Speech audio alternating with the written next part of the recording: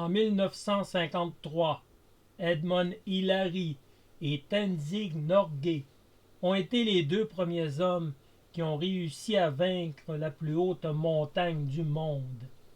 Ils sont parvenus au sommet de l'Everest, à 8848 mètres d'altitude. Cet exploit est l'un des grands moments de l'histoire de l'alpinisme. Mais avant de réaliser cet exploit, plusieurs expéditions ont tenté sans succès de vaincre la célèbre montagne. Ces expéditions ont ruiné la santé de certains grimpeurs. D'autres ont subi des amputations. 7 porteurs ont perdu la vie en 1922. Le célèbre George Mallory et son assistant Andrew Irvine ont péri alors qu'ils étaient à 2 doigts de réaliser l'impossible. Toutes ces expéditions ont tracé la voie pour Hillary et Norgay. Voici leurs histoires.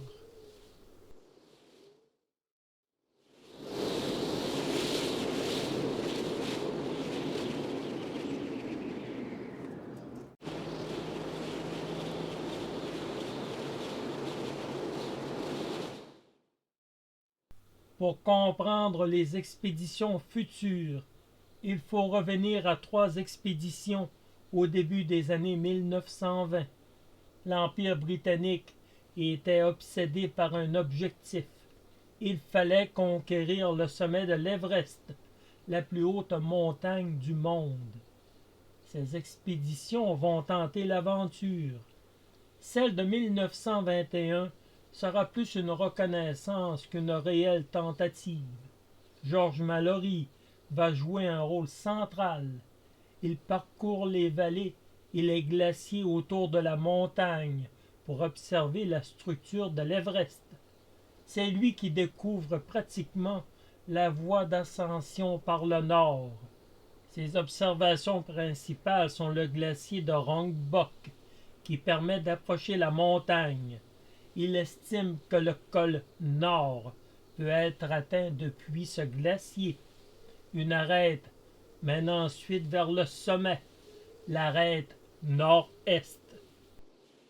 Cette découverte est capitale, car elle fournit la première route possible vers le sommet.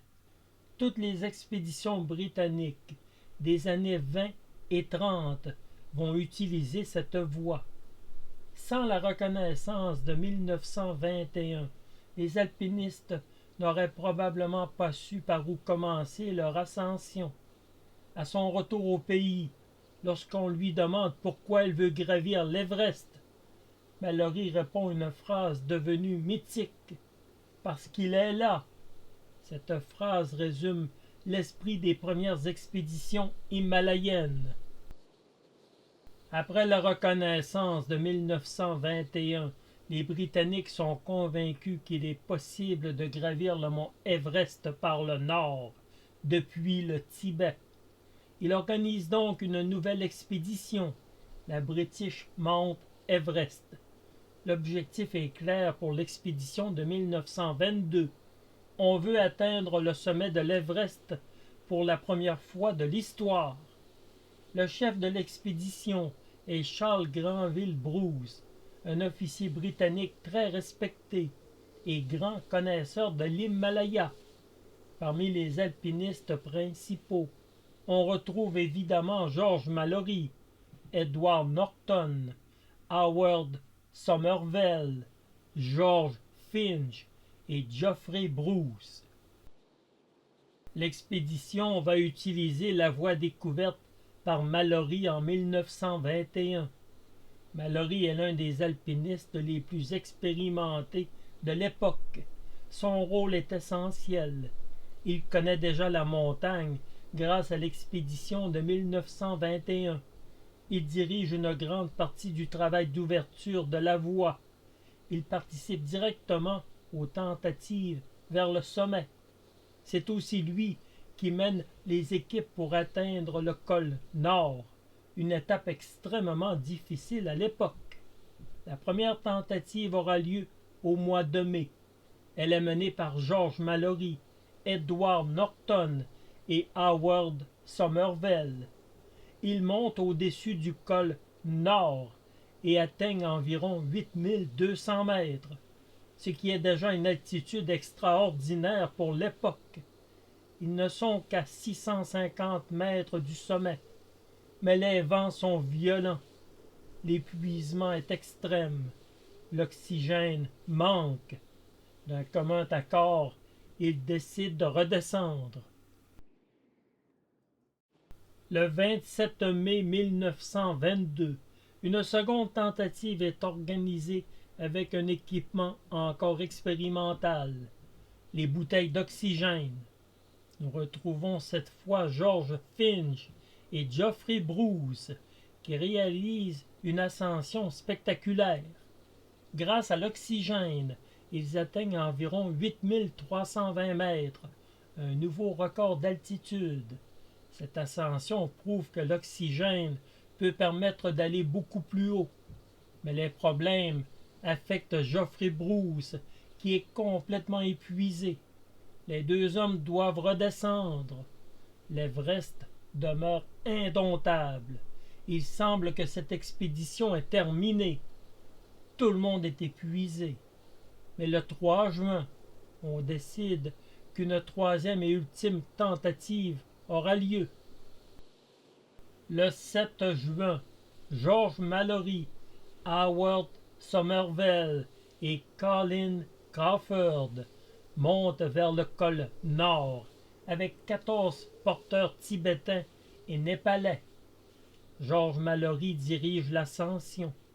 Il monte sur une pente très raide, couverte de neige fraîche, juste sous le col Nord, autour de 7600 mètres. La neige est instable et la pente est chargée par les tempêtes récentes. Soudainement, alors que la file progresse en traversée sur la pente, une plaque de neige se détache au-dessus d'eux. Une avalanche massive dévale la montagne. Les hommes sont balayés sur la pente. Mallory et quelques autres alpinistes sont partiellement ensevelis, mais réussissent à survivre de justesse. Mais 7 porteurs sont emportés et tués. C'est la première catastrophe mortelle sur l'Everest, l'un des événements les plus marquants de l'histoire de l'alpinisme himalayen. Mallory sera profondément bouleversé par cette tragédie et l'expédition est arrêtée peu après. La mort des 7 porteurs a un retentissement important en Grande-Bretagne, même si la réaction est complexe et parfois controversée. Une tragédie largement rapportée par la presse. Lorsque la nouvelle arrive en Grande-Bretagne, plusieurs semaines plus tard, les journaux relatent largement la catastrophe. Les articles insistent sur la dangerosité extrême de l'Everest, le courage des explorateurs britanniques et la violence des avalanches dans l'Himalaya. Pour la première fois, l'opinion publique comprend que la conquête de l'Everest est une entreprise qui peut être mortelle. Cette avalanche est considérée comme une catastrophe majeure pour l'histoire de l'Everest.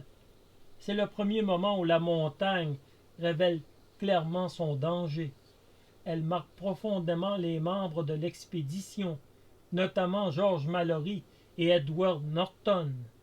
Mais malgré le choc, la fascination pour l'Everest ne disparaît pas. Au contraire, l'idée que le sommet reste invaincu renforce encore la volonté britannique d'y parvenir, ce qui mènera 2 ans plus tard à la nouvelle tentative de la British Mount Everest. George Mallory a des comptes à régler. Il reste obsédé par l'idée d'y revenir.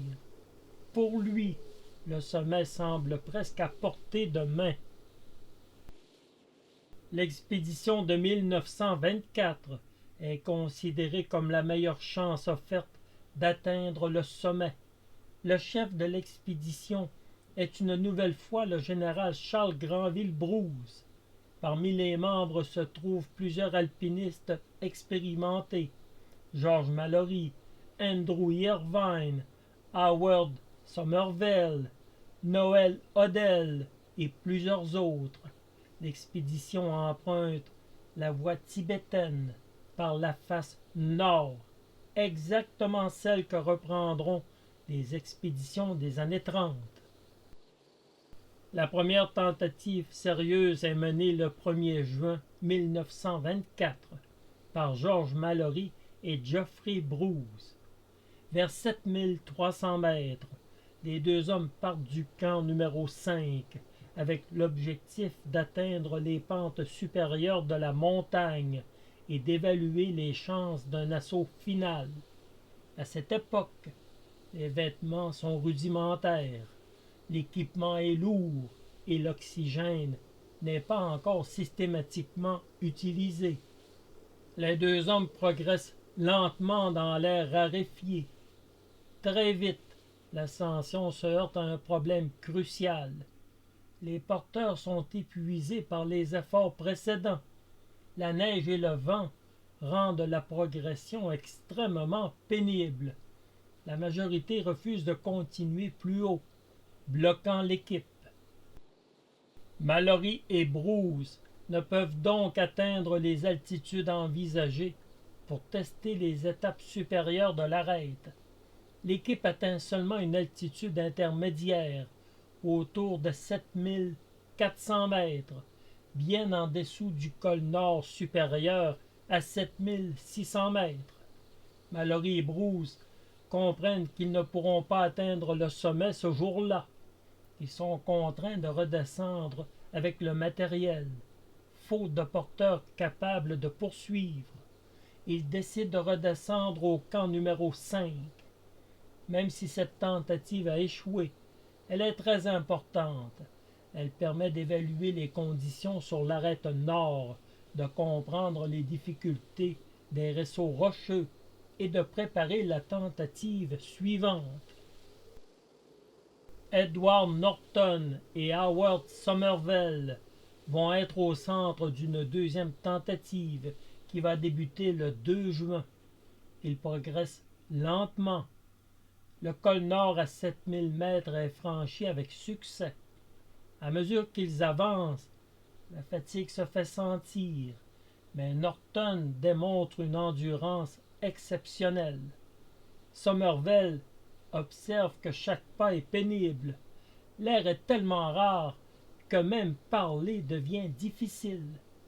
Il progresse sur des sections verticales où il faut tailler la glace pour poser des crampons.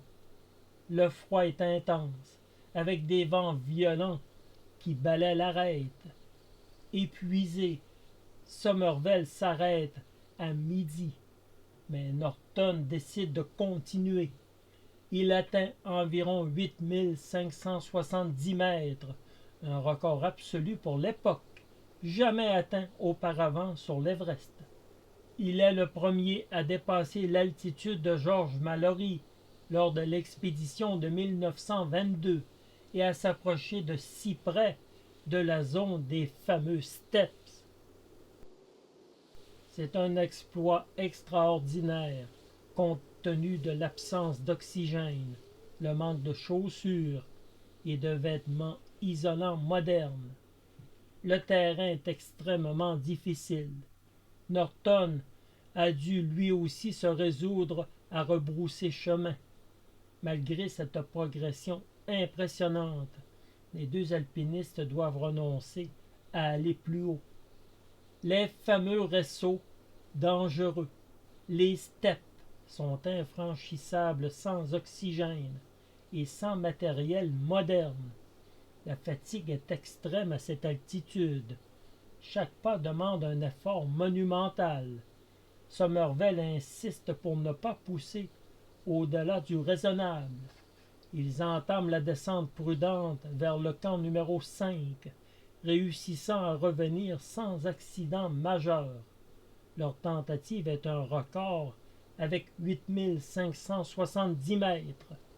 Somervell a noté la difficulté des réseaux et des zones exposées qui guideront George Mallory et Andrew Irvine pour la troisième et dernière tentative, une escalade qui va devenir célèbre. George Mallory représente la dernière chance pour cette expédition.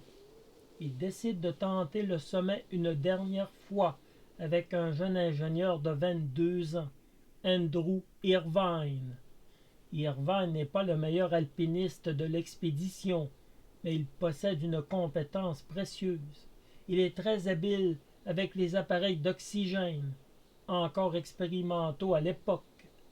Les deux hommes débutent leur escalade le 6 juin 1924 à partir du camp numéro 5. Le 8 juin 1924, Mallory et Irvine sont maintenant parvenus à une altitude de 8200 mètres. Ils quittent leur camp à 8 heures pour la dernière étape vers le sommet. Ils transportent des bouteilles d'oxygène, une caméra photographique et des vivres pour une durée de 36 heures. L'objectif est simple, atteindre le sommet et revenir le jour même. Vers 12h50, l'alpiniste Noël Odell observe la montagne depuis plus bas sur l'arête. Une éclaircie dans les nuages lui permet d'apercevoir deux silhouettes très haut sur l'arête nord-est. Il racontera plus tard: j'ai vu deux points noirs gravir un réseau rocheux et progresser vers le sommet. Selon Odell, Mallory et Irvine se trouvaient au second step, à environ 8600 mètres d'altitude, à moins de 250 mètres du sommet. Puis, les nuages referment la montagne. Ce sera la dernière fois que Mallory et Irvine seront vus vivants. Les deux hommes ne redescendront jamais. Les jours suivants, l'expédition cherche des traces, mais on ne retrouve aucune silhouette, aucun équipement et aucun corps.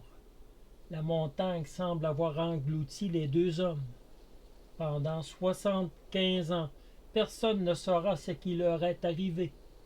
En 1999, une expédition retrouve le corps de George Mallory sur la face nord de l'Everest. Mais le corps d'Andrew Irvine et surtout la caméra qu'il transportait n'ont jamais été retrouvés. Et si cette caméra était découverte et que les photos nous montreraient le sommet, cela pourrait signifier que Mallory et Irvine avaient atteint le sommet près de 29 ans avant Edmund Hillary et Tenzing Norgay en 1953. Ce mystère va obséder toutes les expéditions suivantes. Chaque alpiniste qui grimpe sur l'arête nord se pose la même question. George Mallory et Andrew Irvine étaient-ils déjà passés par là, jusqu'au sommet? Après ce drame qui a marqué l'opinion publique au Royaume-Uni, l'exploration de l'Everest va marquer un long temps d'arrêt. Mallory était considéré comme le meilleur alpiniste britannique de son époque, et sa disparition, avec celle du jeune Irvine, donne l'impression que l'Everest est peut-être trop dangereux pour être vaincu. Les organisations alpines hésitent à relancer immédiatement une expédition. Dans les années 1920, l'Everest ne pourra plus être approché que par le Tibet, car le Népal est fermé aux étrangers. Or, les expéditions nécessitent une autorisation du gouvernement tibétain. Après 1924, les relations diplomatiques deviennent plus compliquées. L'autorisation d'organiser une nouvelle expédition n'est pas immédiatement accordée. Il faut plusieurs années de négociations avant qu'un nouveau permis soit délivré. Une expédition vers l'Everest dans les années 1920 coûtait une fortune. Après plusieurs expéditions coûteuses, 1921, 1922 et 1924, les sponsors et les organisations britanniques doivent reconstituer leurs ressources avant de financer une nouvelle tentative. En 1929 survient la crise économique mondiale. Cette crise rend encore plus difficile le financement d'une grande expédition himalayenne. Finalement, une nouvelle expédition sera organisée en 1933, la British Mount Everest.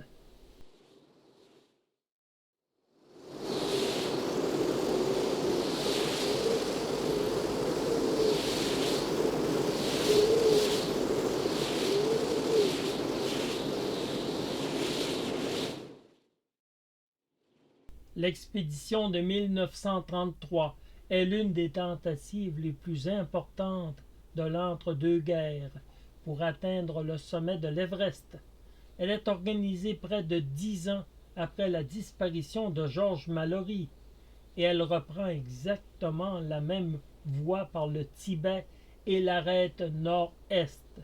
Le chef de l'expédition est l'officier britannique Hugh Routledge, un administrateur colonial expérimenté et passionné d'alpinisme.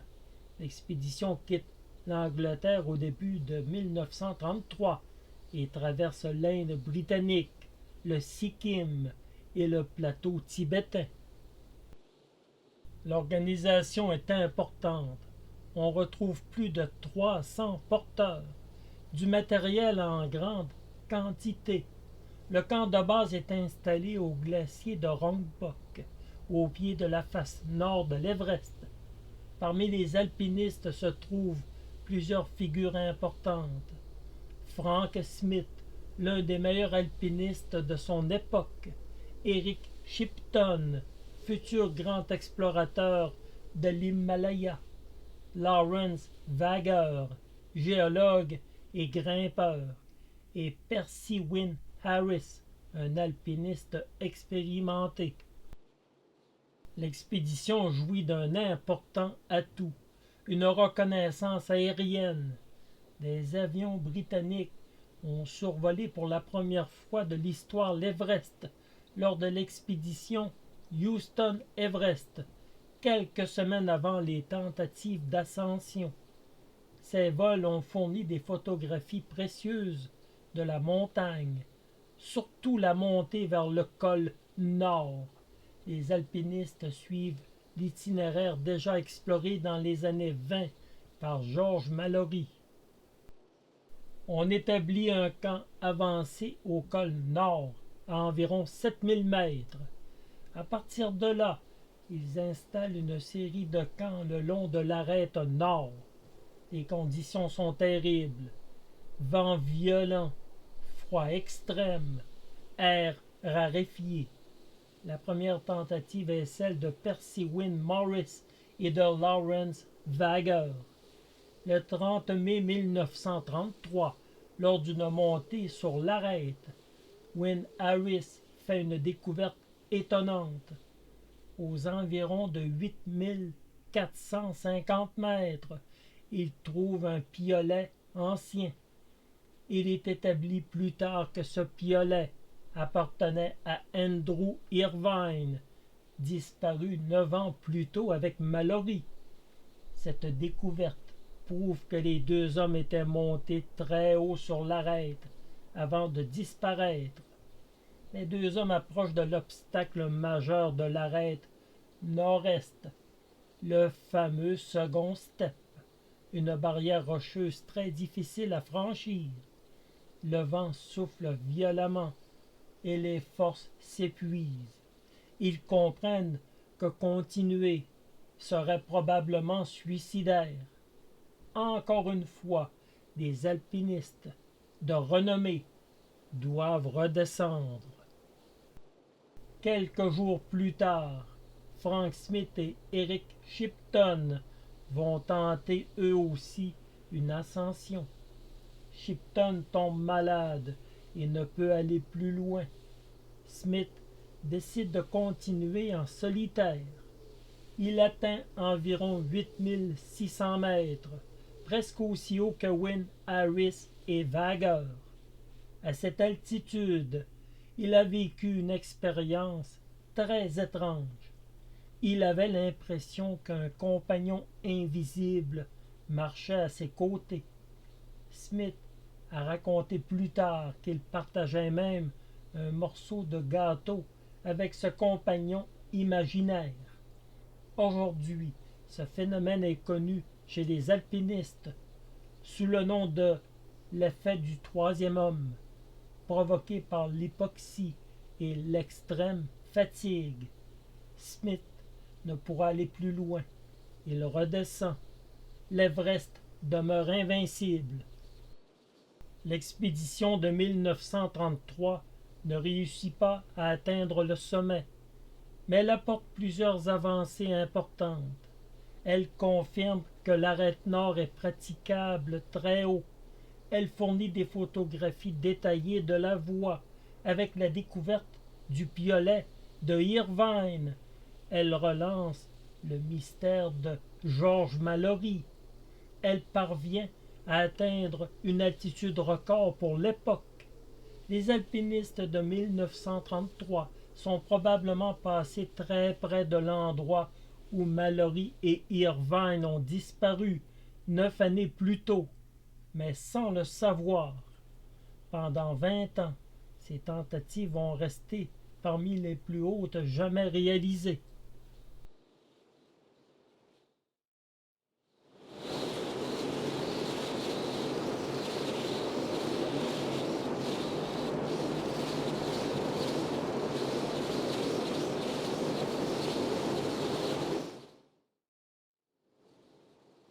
L'expédition britannique de 1936 est de nouveau dirigée par Hugh Routledge. Elle survient 3 ans après la tentative prometteuse de 1933.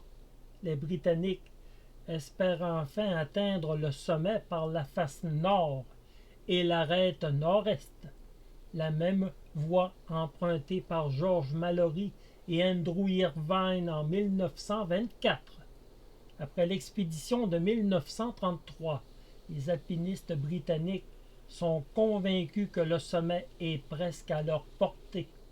Les performances de grimpeurs comme Frank Smith et Lawrence Wager ont montré qu'il était possible d'atteindre plus de 8500 mètres. L'équipe est formée entre autres de Frank Smith, l'un des meilleurs grimpeurs de l'époque, Eric Shipton, un explorateur et alpiniste célèbre, Bill Wager, qui faisait partie de l'expédition de 1933, Edmund Wigram, qui avait participé l'année précédente à une expédition de reconnaissance, ainsi que d'autres alpinistes de renom.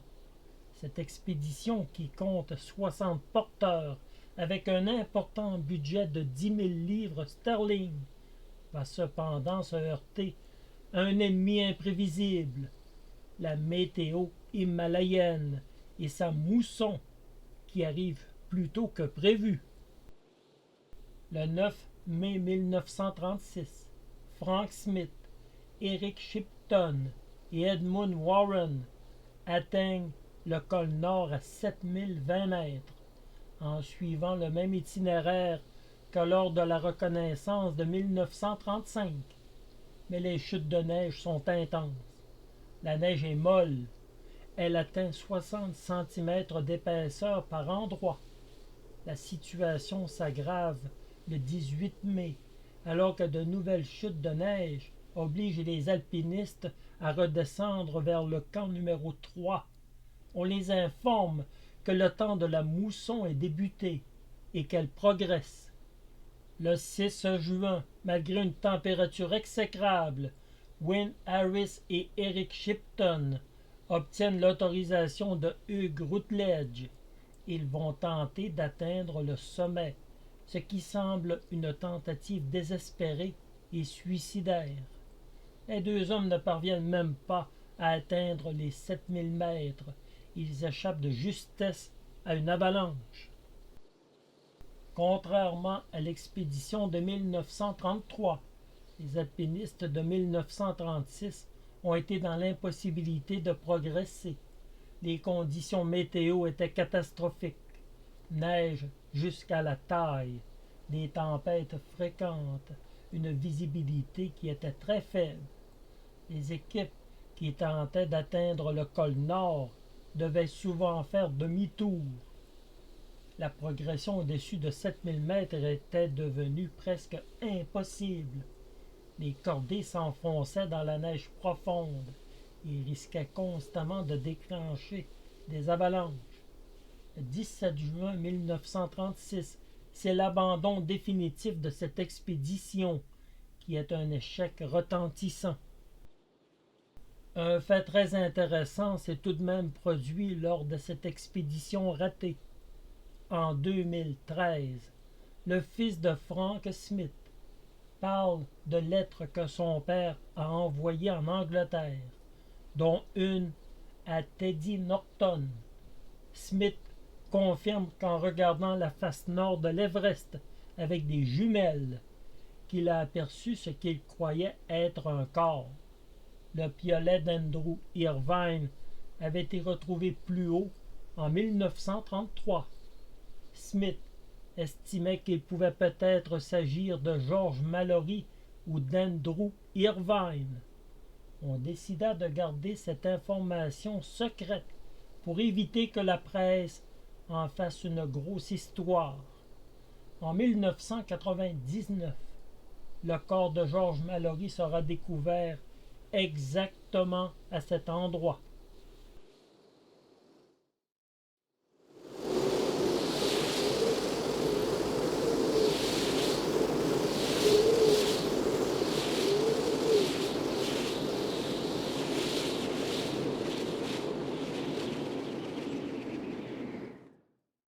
L'expédition de 1938 est dirigée par Bill Tillman. Il est accompagné de Frank Smith, Noel Odell, le dernier qui a aperçu Mallory vivant en 1924, Peter Lloyd, Peter Oliver et Charles Warren. Tenzing Norgay, l'un des Sherpas, est lui aussi présent. Norgay est celui qui accompagnait Edmund Hillary lors de son ascension victorieuse de 1953. Cette expédition est financée à moindre coût. Elle va rencontrer un certain succès, quoique le temps, une fois de plus, va se manifester. Bill Tillman est un chef différent. Il est connu pour une haute approche de l'alpinisme. Contrairement au chef précédent, il préfère des équipes réduites, moins de matériel et une organisation plus simple. Il veut éviter les gigantesques caravanes des expéditions précédentes et privilégier la mobilité et l'efficacité. Comme toutes les expéditions de cette époque, l'Everest est abordé par le nord, car le Népal reste fermé aux étrangers. L'expédition traverse l'Inde, le Sikkim et le plateau tibétain. Le camp de base est installé près du monastère de Rongbuk, au pied de la face nord de l'Everest. Les alpinistes remontent le glacier pour atteindre la voie classique. Ils établissent progressivement plusieurs camps. Le camp 1 et 2 dans la vallée de Rongbuk, des camps intermédiaires vers les pentes venant au col nord à 7000 mètres. Contrairement à l'expédition de 1936, les conditions météo sont beaucoup plus favorables au début. Plusieurs alpinistes montent vers les camps supérieurs pour préparer une tentative finale. Frank Smith, Eric Shipton, Bill Tillman parviennent à atteindre une altitude d'environ 8300 mètres sur l'arête nord. C'est une altitude très élevée, mais encore inférieure aux performances de 1933. De plus, les conditions météo commencent à se détériorer. Plusieurs problèmes empêchent l'expédition d'aller plus haut. Les tempêtes deviennent fréquentes sur les pentes supérieures. Les alpinistes sont fatigués. Ils souffrent énormément du manque d'oxygène. Les grimpeurs comprennent qu'une tentative finale risquerait d'être trop dangereuse. Après plusieurs tentatives infructueuses vers les camps supérieurs, Bill Tillman décide de mettre fin à l'expédition. Même si les alpinistes ont atteint de grandes altitudes, le sommet reste hors de portée. L'expédition de 1938 demeure historiquement très importante. C'est la fin d'une époque. L'exploration du toit du monde va marquer un temps d'arrêt. Peu après, l'Europe entre dans la Seconde Guerre mondiale. Pendant plus de 10 ans, aucune grande expédition ne retourne vers l'Everest. La montagne redevient presque inaccessible. Il faudra attendre les années 50 et l'ouverture du Népal pour que les alpinistes puissent tenter le sommet par la face sud.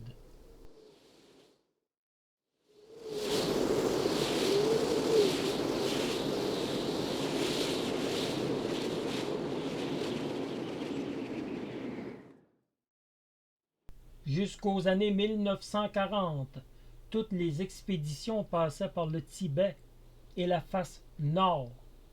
Mais après l'annexion du Tibet par la Chine, cette route devient impossible.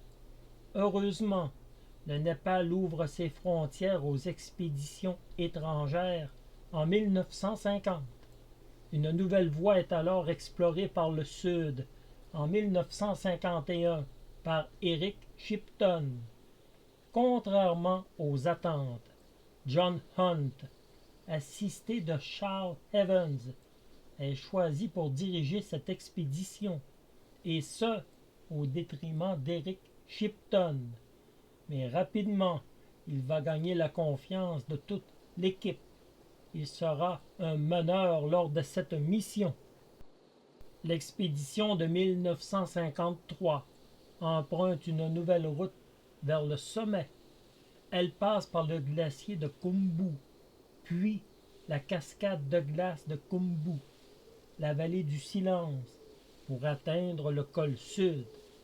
Cette route va devenir la voie classique par la face sud. L'équipe comprend plusieurs alpinistes expérimentés. Edmund Hillary de la Nouvelle-Zélande et Tenzing Norgay, un Sherpa népalais.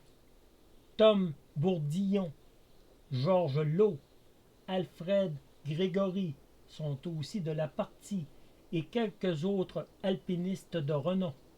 L'expédition compte aussi plus de 350 porteurs et de nombreux Sherpas. Elle s'installe progressivement sur une série de camps le long de la montagne. Un camp de base à 5360 mètres et un dernier au col sud à 7900 mètres. Ce sera le point de départ des tentatives finales. Tom Bourdillon et Charles Evans vont faire la première tentative le 26 mai 1953. Ils atteignent le South Summit à 8750 mètres. Ils sont extrêmement près du sommet principal, mais leur appareil d'oxygène tombe en panne. Ils sont épuisés. Ils doivent redescendre. Le 28 mai, Edmund Hillary et Tenzing Norgay montent au camp d'assaut, près du col sud. Ils passent la nuit dans une petite tente, dans un froid extrême. Hillary racontera que l'eau gelait même dans les bouteilles à l'intérieur de la tente. Le 29 mai 1953, au matin, les deux hommes quittent leur tente vers 6h30. Ils progressent lentement vers le sommet. L'air est extrêmement rare. La fatigue s'accumule. Les pentes glacées sont très raides. L'obstacle final sera un mur rocheux vertical de 12 mètres, extrêmement technique et difficile. Un mur qui sera surnommé plus tard le Hillary Step. Hillary trouve un passage et se faufile entre la roche et la glace. Après avoir franchi cet obstacle, la route vers le sommet est ouverte. Vers 11h30, Hillary et Tenzing Norgay atteignent le sommet du mont Everest. Ils sont à 8848 mètres, le point le plus haut de la Terre. Il reste environ 15 minutes au sommet. Tenzing dépose des offrandes bouddhistes et Hillary prend des photographies de Tenzing. La descente est par la suite prudente, mais réussie.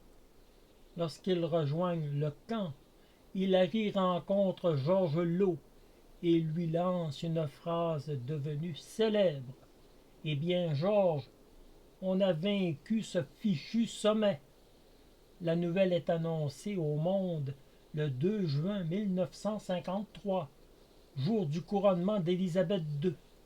L'effet est immense. La conquête de l'Everest devient un symbole d'exploit humain et d'exploration.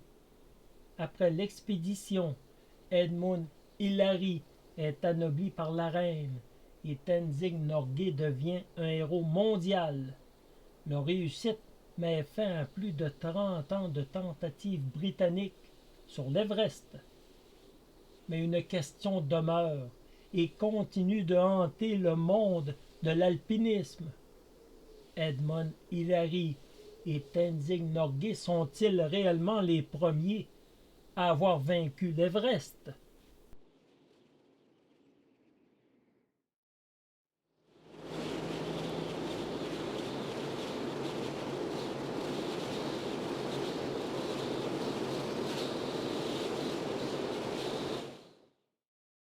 La disparition de George Mallory et d'Andrew Irvine à l'Everest en 1924 demeure l'un des grands drames de l'histoire de l'alpinisme.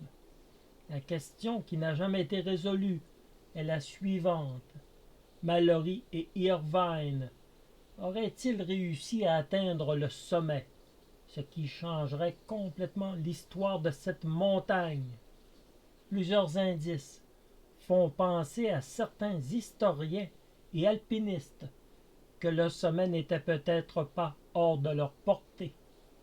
Le 8 juin 1924, vers 12h50, Noel Odell aperçoit Mallory et Irvine très haut sur l'arête nord-est.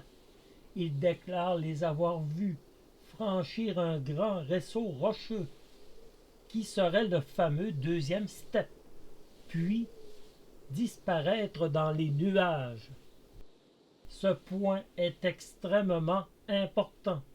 Si Odell a vu le second step, cela signifie que les deux alpinistes étaient déjà à 8600 mètres, à 200 mètres du sommet. Certains pensent même qu'ils pourraient avoir été au-delà du second step, ce qui rendrait le sommet atteignable. George Mallory était l'un des meilleurs grimpeurs de son époque.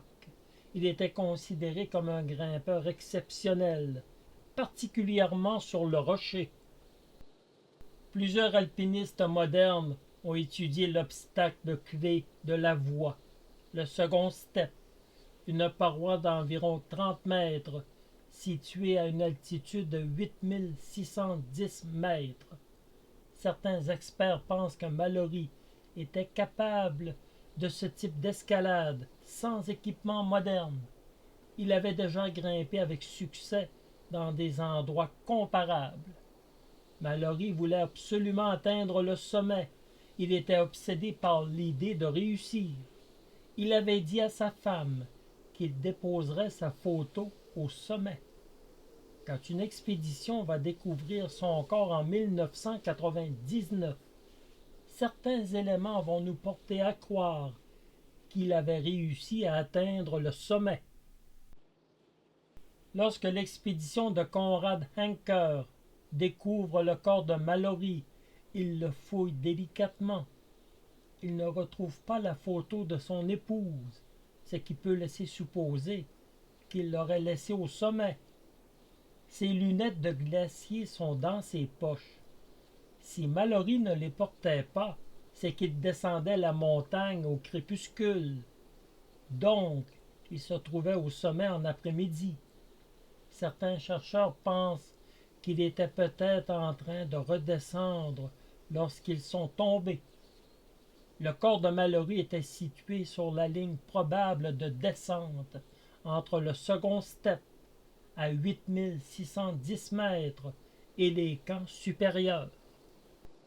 Un autre indice étrange serait la blessure au front de Mallory. Il présentait une blessure importante. Les deux alpinistes grimpaient attachés l'un à l'autre par une corde, ce qui était la pratique normale en alpinisme. Lorsque le corps de Mallory est découvert en 1999 par Anchor, plusieurs indices montrent clairement qu'une chute encordée a eu lieu. On retrouve une corde encore attachée autour de sa taille, une trace profonde de traction sur son corps. Ces éléments indiquent que la corde a subi une tension extrêmement violente, ce qui a probablement causé la rupture. Les cordes utilisées en 1924 étaient faites de chanvre et de fibres naturelles, beaucoup moins résistantes que les cordes modernes. La chute a généré un choc très violent. La corde a cassé sous la tension. C'est ce qu'on appelle aujourd'hui une chute de facteur très élevé. Cette rupture signifie probablement que la chute initiale a été très brutale. La corde n'a pas pu absorber l'énergie et les deux hommes ont été séparés pendant la chute. Mallory s'est arrêté à environ 8155 mètres, tandis que le corps d'Andrew Irvine n'a jamais été retrouvé. La corde rompue montre qu'ils étaient encore ensemble au moment de l'accident. Ils étaient très avancés dans leur ascension. Ils avaient probablement dépassé 8600 mètres depuis plusieurs heures. Mais l'emplacement ne permet pas de savoir s'ils avaient atteint le sommet ou s'ils étaient encore en train de monter ou de descendre. En plus de la photo de l'épouse de Mallory qui n'a pas été retrouvée sur lui, ses lunettes nécessaires pour le jour qui se retrouvaient dans ses poches. Un autre détail des plus importants pourrait permettre de résoudre ce mystère qui date depuis plus de 100 ans. Si le corps d'Andrew Irvine était retrouvé avec la caméra Kodak qu'il transportait, on pourrait peut-être résoudre définitivement le mystère de l'ascension de 1924. Certains spécialistes pensent que même après un siècle, les images pourraient être encore récupérées. Plusieurs alpinistes modernes ont tenté de reproduire la montée de 1924 avec un équipement similaire. Le second step pouvait être franchi. Le sommet serait atteignable dans la journée, mais cela restait extrêmement difficile. Le mystère va demeurer, malgré tous ces indices. Rien ne prouve que Mallory et Irvine ont atteint le sommet. Il existe aussi plusieurs arguments contre cette hypothèse. L'altitude extrême, sans oxygène efficace, la difficulté en 1924 du second step et le temps limité avant la nuit. Il est possible que George Mallory et Andrew Irvine ont pu atteindre le sommet avec les indices mentionnés précédemment. Et une chose est certaine, si quelqu'un en 1924 avait la possibilité de vaincre le deuxième step, c'était bel et bien George Mallory qui avait affronté des obstacles aussi difficiles au cours de sa carrière. Mais tant que le corps d'Andrew Irvine et la caméra ne seront pas retrouvés, le mystère va demeurer entier.